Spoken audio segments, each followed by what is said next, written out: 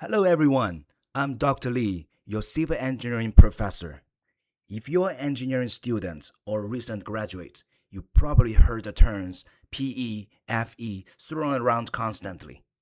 You know they are important, but the process of actually getting license can feel like a maze. Today, we are going to demystify that path. We'll look at the differences between the FE and the PE exams, how they relate to one another, and most importantly, the best time for you to take them to ensure your success.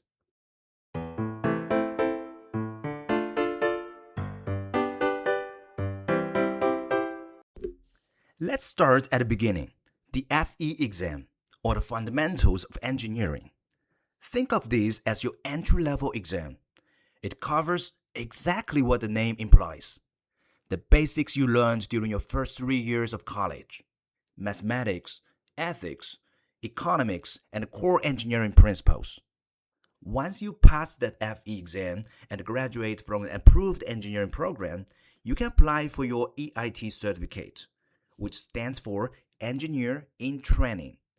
In some states, this is called EI, or Engineer Intern.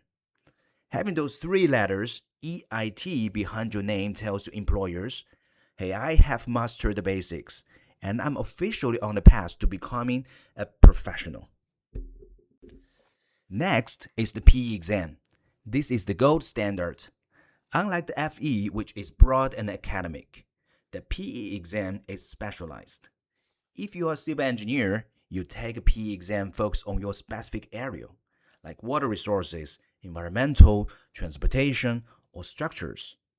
It tests your ability to solve real-world problems and make safe, professional judgment. Passing the exam is a huge achievement, but it's only part of that puzzle. To become a licensed professional engineer, PE, you oftentimes need to check the three boxes below. Number 1 is to pass the FE exam. Well, in some cases, the FE exam can be waived. For example, if you have a PhD degree. Now check with your state board to verify that you can qualify for that exam waiver.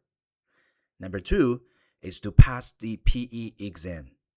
And number 3, complete qualifying work experience under the supervision of a licensed engineer for a required minimum period, which typically is 4 years. So, how do they relate? Think the FE as a prerequisite. You almost always have to pass the FE before you can move forward to the PE. Here's the standard roadmap. In year 4 of college, take and pass the FE exam.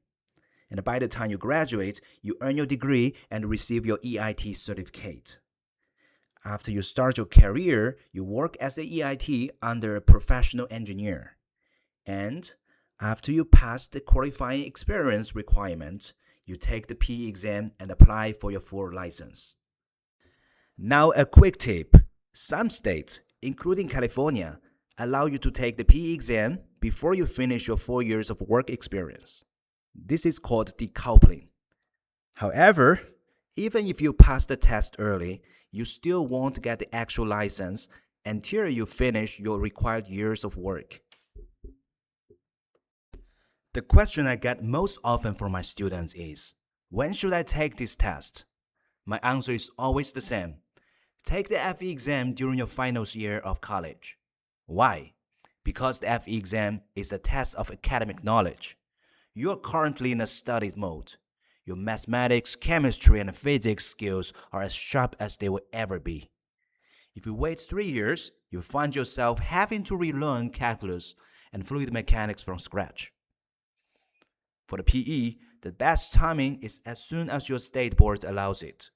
If you are in a state that allows you to take it early, do it while your test-taking stamina is still high. If not, aim for that 4-year mark exactly. Licensure is more than just a credential.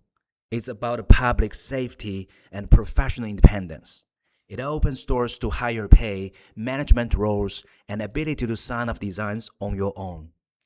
It becomes increasingly important in the age of AI. Now check out my other video about the challenges AI is bringing to the engineering industry. If you are preparing for your FE, PE, or just starting your engineering journey, stay tuned to this channel. We'll be breaking down specific exam topics and career strategies. And don't forget to like this video, subscribe to help demystify your path from students to PE. I'm Dr. Lee, your civil engineering professor, and I will see you in the next video.